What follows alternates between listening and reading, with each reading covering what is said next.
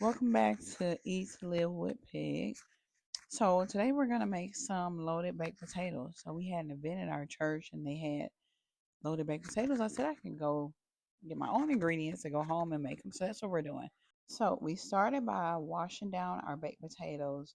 I put it in baking soda and in water and I scrub them down, rinse that off, and then I put it in vinegar and water, let it soak, and then rinse that off.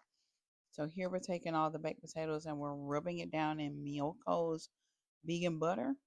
This just, when you bake the baked potato, gives it a pleasant crispiness to the outside, which I think is necessary. Like, so it took me a while to want to eat the skin of the baked potato, but this makes it tasty. It doesn't just make it dry skin on the outside. So, and this is actually my daughter doing the handwork, and I'm behind the camera this time. So we're just going to take these baked potatoes and give them a good rub down and try and rub that vegan butter all around on all sides. You really don't need too much. This is actually a little bit more than we need, but we're already here. So we just kept going with it and spreading it onto the other potatoes. So the next step that you want to do is you want to take either a fork, or if you have a big metal pitchfork type thing like I have here, and poke holes around the potato, trying to get all sides. I mean, you don't have to completely, shred the thing, but you want to get a substantial amount of holes in there so that um it can, steam and things can get down in there when you are baking your potato. And I guess some of the flavoring gets down in there too. So just poke holes all around your potatoes. So now I'm gonna go in, or she's gonna go in, I'm sorry, and season the outside of the baked potato. Yes, we're gonna put a little bit of flavor on the outside of the baked potato. So we took some Celtic salt, some garlic pepper, and of course some paprika, and just rub that all in. I mean, really give that a good scrub down, a good bath in those seasonings before we pop it in the oven. I no longer buy foil of any kind, so I take this brown baking paper and I cover up my potatoes, and I'm going to put them in the oven and bake these at about 400 degrees um, for about maybe an hour or more. I have a lot of potatoes here, so what you want to do is just frequently go back and check your potatoes, but put them in the oven on 400 degrees, covered up. While that's cooking, let's get into this tofu here. So what I buy is this soy-free tofu from Fresh Time, and it is made from fava beans, which is a really good protein for vegans.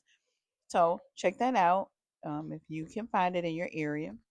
So to cook the tofu, I like to slice it into fours, like four big squares, before I put it in the skillet and sear it on the sides. Now, what we're supposed to do is soak it in coconut aminos for at least a couple hours so that the flavor gets down into it. But I didn't have time this day, so we didn't soak it. We just put some coconut aminos on the top of it and kind of hopefully it gets down in there. And then we take the seasonings that I just showed you guys and season these bad boys up on both sides and get them prepared to get them over in this skillet. So as you guys know, on high temperatures, I only use avocado oil or coconut oil. So, but here I got some avocado oil in the skillet. I let it heat up, and then you just put your tofu in the pan. And don't have it too high, but you do want it high enough to where it starts to sear it on both sides. And you just want to get it nice and golden brown and crispy. Flip it over, do the same thing to the other side, and then you take them out and put them onto a paper towel or some type of old school newspaper or anything, whatever you drain your food off onto, a rack or anything. So it's been about 35 minutes or so. So we're going to go check on these potatoes and we're going to give them a flip so that, that crispiness gets on both sides of our potatoes. And once we have flipped them all over, we're going to cover those back up and let those finish cooking all the way through. So fast forward another 30 or 40 minutes later, our potatoes are completely done, nice and soft. So I'm going to put these, first of all, I put mine in a big enough dish because I wanted to use two of them, and then we need space to spread those out. So I'm going to go in with my plant-based butter, and I'll put just a little bit on each section of my baked potato, and then I'm going to go in and take some of my seasonings. So I want to give this thing some flavor before I start loading it up. So I'm going to put some Celtic salt on it. I'm going to add some black pepper to it. If anybody knows anything about mashed potatoes or anything, salt and pepper just gets it done. Okay, that's just the basic bottom line of it. Salt and pepper works well with a baked potato. So put your seasonings on there, and then just mix it all up. Mix it up so that the flavor gets all around in your potato, and mash it to your liking. Some people like a little more chunk to it. Some people like a little bit more mash to it. Some people like to, completely mash up the whole thing, skin and all. So whatever feels good to you, that's what you do.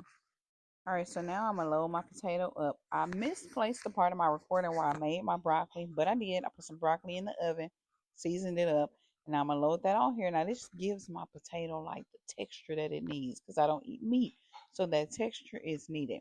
So then I'm gonna go in. I'm gonna add some of that skillet tofu, and I'm just breaking it up into pieces on top of my baked potato. Okay, so now I'm gonna go in and add some peppers. So I cut up some peppers, put them in the skillet for not too long. Still want to have a little bit of crunch to it, and loaded those onto my baked potatoes. But you can put on your baked potato whatever it is that you like. You can load it whichever way is good for you. I like peppers. I like the flavor it gives, so I put some of those on top of my potato. I chopped up some red onion, and I'm gonna put that on top of there. I'm just a red onion fan. I mean, use whatever type of onions taste better to you. I like red onions. I'm gonna put some lettuce on here. I'm gonna load it down with lettuce. Like I like, I want to get full. So, and I also like lettuce. So I put a substantial amount of lettuce on there. I'm gonna go in and put some good old pico of de gallo on top of my loaded potato. Because what is a potato without pico? What is a loaded anything without pico de gallo? That's all I'm saying. Like they even got different kinds. They got mango pico. They got, or they call it mango salsa, but whatever. Put some on there. I got some green onions that I'm putting on there because that gives a loaded nacho taco potato really nice flavor as well. And then I'm gonna drizzle it down with my homemade vegan nacho cheese. If you have not seen the video, go back and watch my video on how I make my vegan cheese. It is the bomb. It's real good. Just go check out the video, okay? So I did dig into my potato, and I forgot to show y'all where I added the vegan sour cream, but I did. But I had already started eating it, so sorry about that. But this is it. This is how I made my loaded baked potato. Maybe this will give you guys an idea to go try one, but give it a try. Let me know what you think. Follow on our platforms at Peg.thevegan, and y'all know what I'm gonna say. Make sure y'all eating to live today. All right, bye.